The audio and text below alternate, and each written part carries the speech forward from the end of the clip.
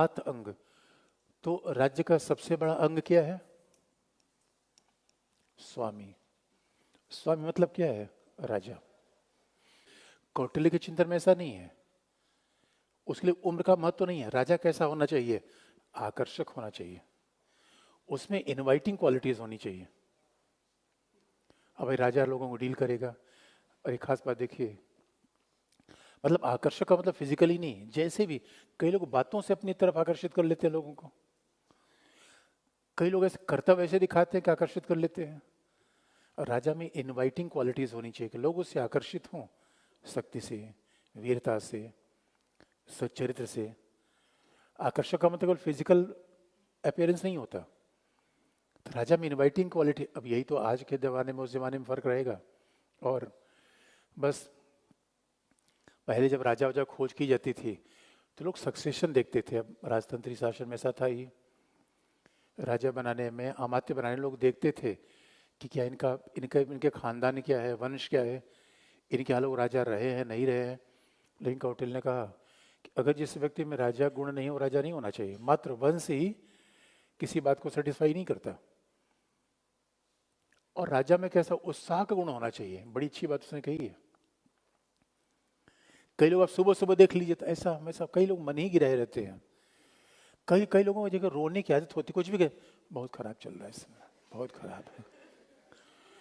उनसे मिले। अब ये समझिए, अगर ऐसी क्वालिटी किसी में है तो फिर जीवन में आगे नहीं बढ़ सकता है। सच बात है, खराब कहते कहते जीवन सच में खराब हो जाएगा। जीवन में आपका विचार, मस्तिष्क, आपका पूरा ब्रेन पॉइंट है, हमेशा उत्साहित होना चाहिए। खराब भी है, अच्छा हो जाएगा, कोई बात नहीं है, मैं अच्छा कर लूंगा। अब ऐसा नहीं कि देखने में ऐसा लगता है यार देख रहे मुस्कुराने में क्या जाता है सुबह सुबह, कोई पैसा उसमें थोड़ी लगता है। नहीं नहीं, कई लोग ऐसे दुखी है कि पता नहीं क्यों दुखी है। वो ये नहीं समझ पा दुखी क्यों है। वो साल 2 साल से हंसे ही नहीं, दुखी ही है। अब दुखी है, दुखी है।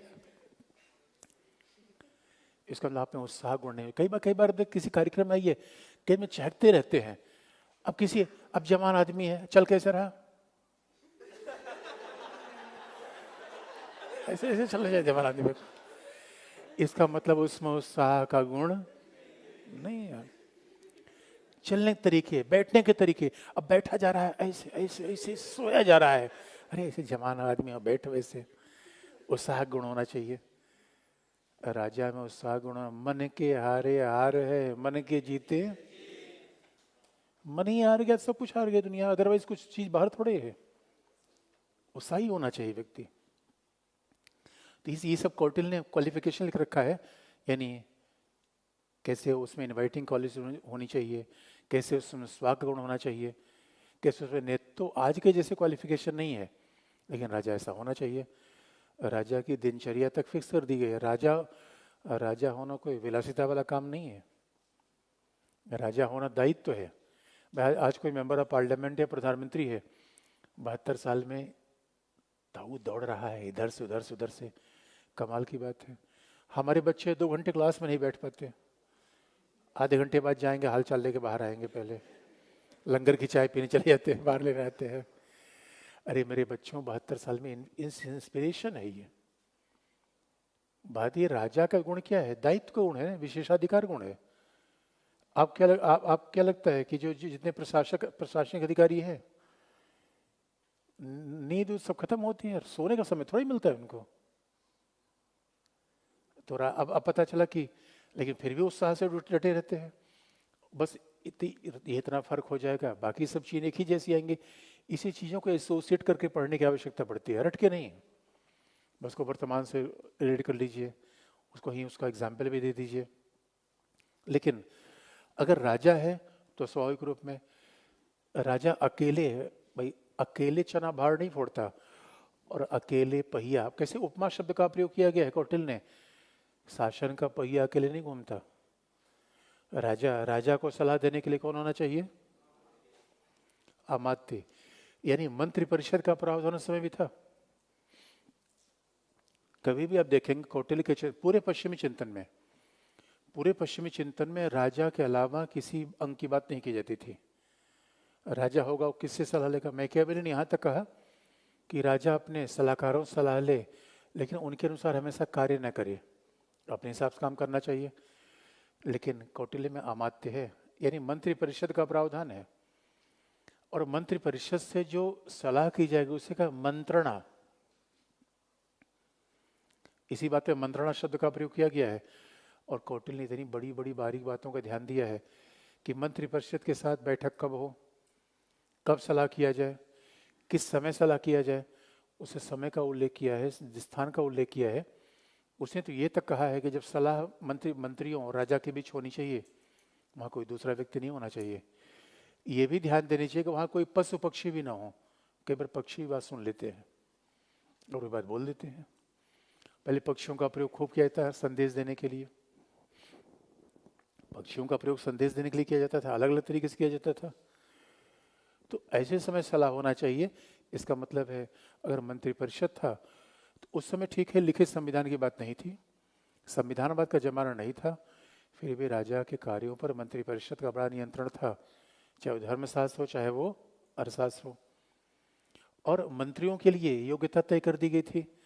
हाँ, अब यहाँ पे बात थी, ये कहा गया था मंत्री उस समुदाय से आना चाहिए जिसमें मतलब सेवा कर ली हो पहले से।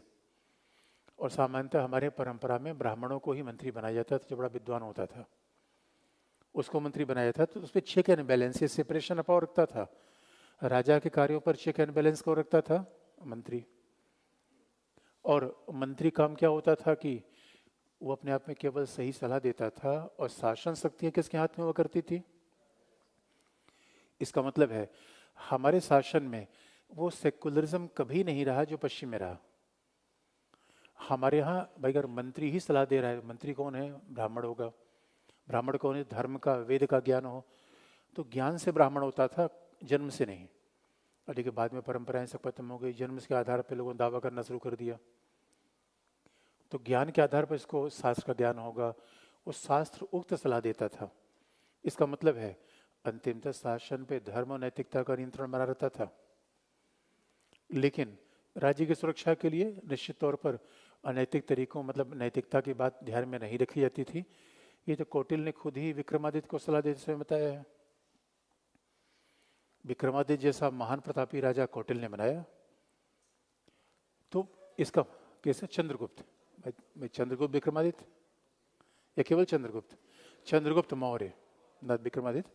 अमात्य, अमात्य का मतलब है मंत्रिपरिषद होगा, उसमें समूह होगा, मंत्रिपरिषद सलाह देता रहेगा, उसके हिसाब से राजा काम करेगा। तो आज भी मंत्रिपरिषद का विचार है। लेकिन सलाह ही देगा या उसके अलावा एक और भी बात होनी चाहिए। देखिए आरबीआई ठीक होना चाहिए। आरबीआई मतलब है रिजर्व बैंक ऑफ इंडिया। जब तक राज्य का पैसा नहीं हो, कोष नहीं होगा, तब तक राज्य काम कर ही नहीं पाएगा। तो राज्य का अगला अंग होगा कोष, पैसा। यानी बिना अच्छे पैसे के, बिना अच्छी आर्थिक स्थिति के राज्य की भूमिका अच्छी नहीं होगी। तो कोष का मतलब इकोनॉमिक्स। राज्य को प्रयास करना चाहिए कैसे उसका कोष, यानी कौटिल्य में इतना, कौटिल्य और धर्मशास्त्र दोनों में इतना व्यापक चिंतन दिया गया है कि पैसा लिया कैसे जाए, टैक्सेशन से, उद्योगों से कर माफ कैसे किया जाए, किन चीज़ों पर टैक्स नहीं लगना चाहिए, कितना टैक्स लगना चाहिए, टैक्स की मात्रा कितनी होनी चाहिए। तो व्यापक तौर पर इसका उल्लेख कौटिल्य में मिलता है। कोष, उसके बाद क्या होना चाहिए, फोर्ट होना चाहिए। पुराने जमाने में दुर्ग का मतलब है किला, और दुर्ग का मतलब होता है राजधानी। पुराने जमाने में दुर्ग ही राजधानी हुआ करती थी। और आप देखेंगे दुर्ग को बनाने में भू राजनीति का कितना बड़ा ज्ञान लगता था। अच्छा, आईआर में जियो पॉलिटिक्स कहलाती है। यानी पहले जमाने में क्या होता था, अगर किला किसी ने जीत लिया तो राज्य जीत लिया अपने, किला ही कैपिटल था। तो किला का मतलब है दिल्ली, राजधानी। तो हर राजा का आक्रमण किस पे होता था, किले पे। किले बनाते समय कैसे जियो पॉलिटिक्स ध्यान रखा गया था कि दुर्ग कई प्रकार के हो सकते हैं। वन में, बीहड़ वन में स्थित दुर्ग, ऊंचे पहाड़ पर स्थित दुर्ग। कभी भी किसी आप दुर्ग को देखिए तो ये जियो पॉलिटिक्स ध्यान रखा गया है। ये तो पानी किनारे बना है, जल महल पानी के बीच में बना है। आमेर किला, आमेर और जोधपुर वाला किला आप देखेंगे पहाड़ के टॉप पे बना है। लाल किला, ये लाल किला भी है, बाद में देखेंगे तो पानी यमुना, पहले लाल किला से सट के यमुना बहती थी, धीरे धीरे यमुना खिसकती गई और धीरे धीरे हम यमुना को सुखाने पे लगे हुए हैं। तो यमुना सूख जाएगी, उसके बाद हम सब उसमें प्लॉटिंग कर देंगे, घर बना लेंगे। तो पहले इसका मतलब जियो पॉलिटिक्स, और ये बात ध्यान में रखा जाता था कि जहाँ किला हो प्रकृति अच्छी हो। और ख़ास तौर पे आप देखिए भारतीय परंपरा में ज्योतिषी का बहुत ध्यान रखा जाता था, ज्योतिषी का, मौसम विज्ञान का। एक बार मैं आमेर किला देखने गया,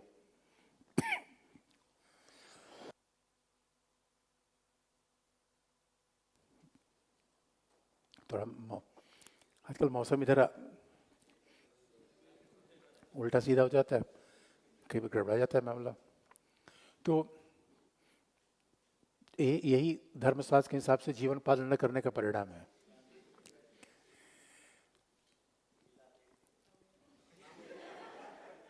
क्या हो गया? तो जयपुर के मैं एक बार किला देखने गया, तो ऊपर के टॉप की जब, और किला हमेशा किसी गाइड को लेके देखिए, ऊपर के टॉप की दो दीवार, दोनों ऊपर दीवार थी, एक दीवार नीचे रखी गई, दूसरी ऊपर रखी गई थी।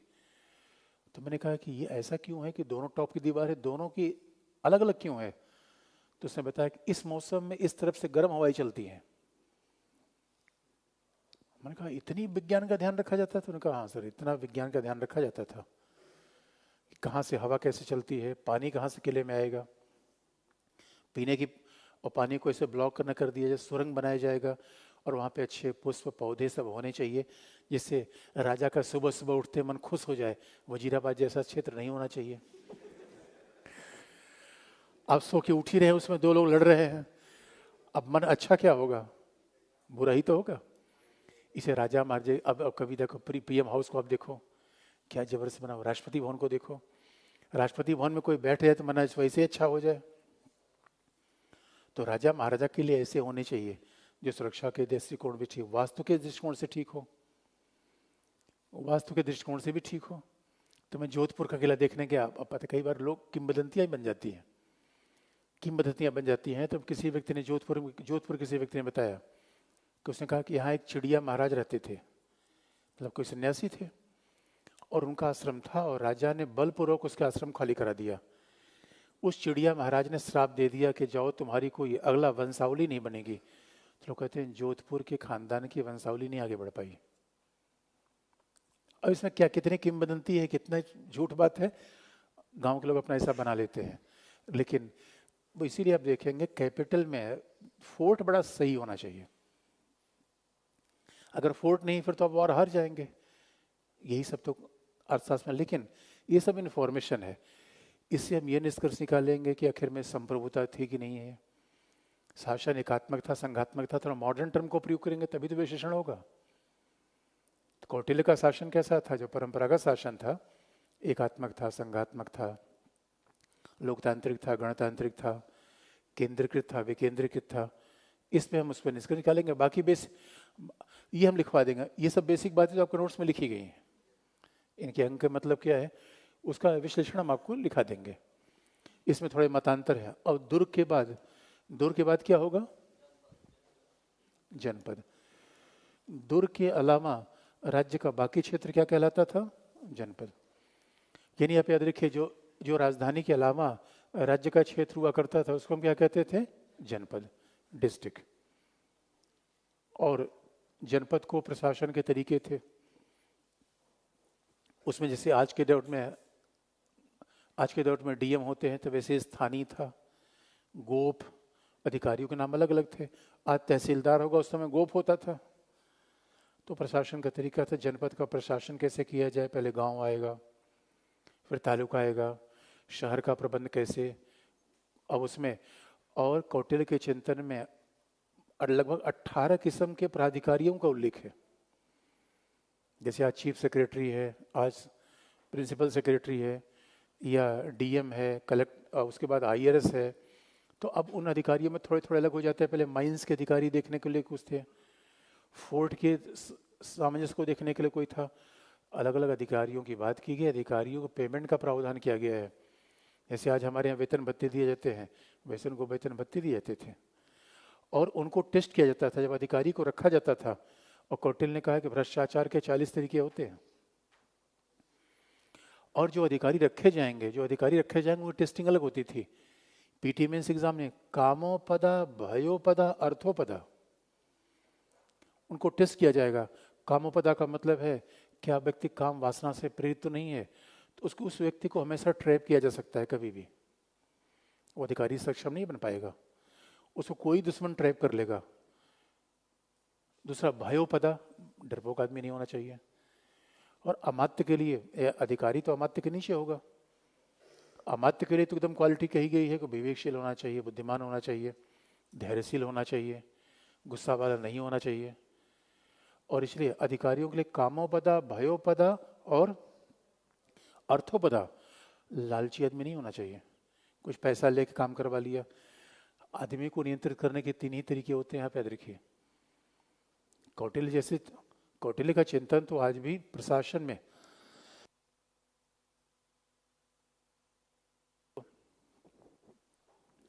मॉडर्न प्रशासन में कौटिल्य का चिंतन पढ़ाया जाना चाहिए। अब देखिए, आप व्यक्ति को नियंत्रित करने के 3 ही तरीके होते हैं, या तो आप उसको डरा सकते हैं, या तो उसको आप पैसे का लोभ दे सकते हैं, या तो कुछ उसको फंसा सकते हैं। ये 3 टेस्टिंग होगी तब कोई अधिकारी बनेगा। अब एक अधिकारी बन जाए फिर राज्य का ही बेड़ा गर्क कर दे, भाई जब अधिकारी की बात आएगी, वेतन की बात आएगी, नियुक्ति की बात आएगी, यही तो प्रशासन है। जब जब टैक्सेशन की बात आएगी, टैक्स माफी की बात आएगी, टैक्स के रेट की बात आएगी, ये इकोनॉमी है। तो कौटिल्य के चिंतन में सबका बड़ी बारीक तरीके से उल्लेख है। और कहा भी गया है कि भ्रष्टाचार आम जनता को ऐसे चुभता है। अच्छा, पहले जमाने में उपमाएं भी अलग अलग दी गई हैं। पहले लोग प्रकृति के पास ज्यादा रहा करते थे, तो भ्रष्टाचार आदमी को वैसे चुभता है जैसे कांटा पैर में घुस जाता है। आजकल तो कांटा रहा नहीं, जूते इतने अच्छे आ गए, कांटा, और खेतों में आप चलते नहीं, खेतों में कांटे बहुत होते थे, तो इसलिए कहा राज्य का कंटक शोधन, यानी भ्रष्टाचार से मुक्त करना, ये राजा का मूल काम है। राज्य के पदाधिकारी भ्रष्टाचारी नहीं होने चाहिए। तो इसमें क्या होगा, जनपद, उसके बाद मित्र, और 7वां अंक कौन सा है, दंड।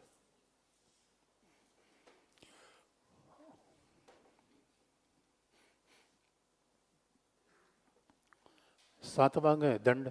तो खास तौर पर देखेंगे, और मंडल सिद्धांत में तो मित्र की बात आती है, और कई प्रकार के होते हैं। कुछ तो ऐसे मित्र होते हैं जो आपके खानदान से जुड़े होने के कारण मित्र हो जाते हैं, कई बनाए गए मित्र होते हैं। और आजकल के मानवाधिकार के तरीके को कौटिल्य या मनु नहीं मानते, वो दंड देने के बड़े भीषण तरीके बताते हैं, वो कठोर दंड देने के समर्थक है। मानव धर्म शास्त्र में तो कहा गया है कि मानव शरीर में 6 अंग ऐसे होते हैं, जहां किसी को पीट दिया जाए तो आप समझ लीजिए यही 3rd डिग्री है। आजकल पहली बार पुलिस 3rd डिग्री का यूज करती है कि मानव शरीर के ऐसे 6 अंगों पर दंड दिया जाए तो आदमी बिल्कुल करा उठता है। तो उस समय दंड देने की प्रथा अमानवीय थी, अब तो मानवाधिकार के जमाने से हटा दिया गया, लेकिन दुनिया के तमाम देशों में आज भी वो प्रचलित है। तभी लोग डरते हैं, तभी आप देखेंगे उन देशों में अपराध की मात्रा लगभग न के बराबर है। तो अब मानव को दंड देने के तरीके क्या है, किले की दीवार से फेंकवा देना, हाथी के पैर से कुचलवा देना, खाल खींचवा लेना, खाल खींच के उसमें भूसे भर देना, मतलब ऐसे ऐसे रोंगटे खड़े कर देना दंड का तरीका था। और पब्लिकली दंड दिया जाता था जिससे लोगों में भय व्याप्त हो पाए। ये जब दंड देते हैं, दंड के कई तरीके होते हैं। आज मानवाधिकार के जमाने में पर्पज ये होता है, दंड रिफॉर्मेटिव होना चाहिए, सुधारात्मक होना चाहिए, क्योंकि व्यक्ति स्वभाव से कोई अपराधी नहीं होता, परिस्थिति जन्य तरीके से अपराधी हो जाता है। लेकिन उस समय दंड कैसा होता है, डिटरेंट। आपको हम याद दिलाते हैं अगर ये कि व्यक्ति को दंड देने का एक तरीका है, तो उसे दंडित करने का पर्पज नहीं है, पर्पज है समाज को बड़ा संदेश देना, ऐसा कोई भी अपराध करेगा इसी तरीके से दंड मिलेगा। अब मान लीजिए किसी किसी व्यक्ति ने, अब एक कहीं एग्जाम्पल देख रहे थे, दिल्ली में ऐसा हुआ कि महिला कोई नॉर्थ ईस्ट से अपना अपना ट्रीटमेंट कराने आई थी दिल्ली में, और कहीं से मोबाइल पर कैसे हाथ के रिक्शे पे जा रही थी, किसी व्यक्ति ने उसका मोबाइल छीन लिया। मोबाइल बचाने के चक्कर में खुद गिर गई, आई थी ट्रीटमेंट कराने, मर गई। अब ऐसे व्यक्ति को उपाय क्या? कौटिल्य के समय होता ऐसे मोबाइल छीनने वाला पकड़ा जाता, बांस पे लटकाया जाता और नीचे से सुलगाया जाता, और पूरे मोहल्ले में लोग देखते। आप याद रखिए, मजाल एक और ये तालिबानी दंड इसी तरीके से आज भी देते हैं। इसे तालिबान में मजाल ये नहीं है, यूएई है, सऊदी अरेबिया है, वहां दंड देने का तरीका आज भी यही है। इसे मजाल नहीं का अपराध हो जाए तो ये तरीका डिटरेंट है। लेकिन मानव अधिकार के साथ ये चीज़ें बदल गई। लोग कहते हैं नहीं नहीं, ये अमानवीय तरीका है। अभी तो अमेरिका ने नया तरीका अपनाया है, नाइट्रोजन सुंघा के डेथ पेनल्टी देने का। तो आज तो हैंगिंग का तरीका भी अमानवीय माना जाता है। हमारे यहाँ बार बार बात चल रही है कि डेथ पेनल्टी के लिए हैंगिंग का तरीका ठीक नहीं है। ये सप्तांग का सिद्धांत है।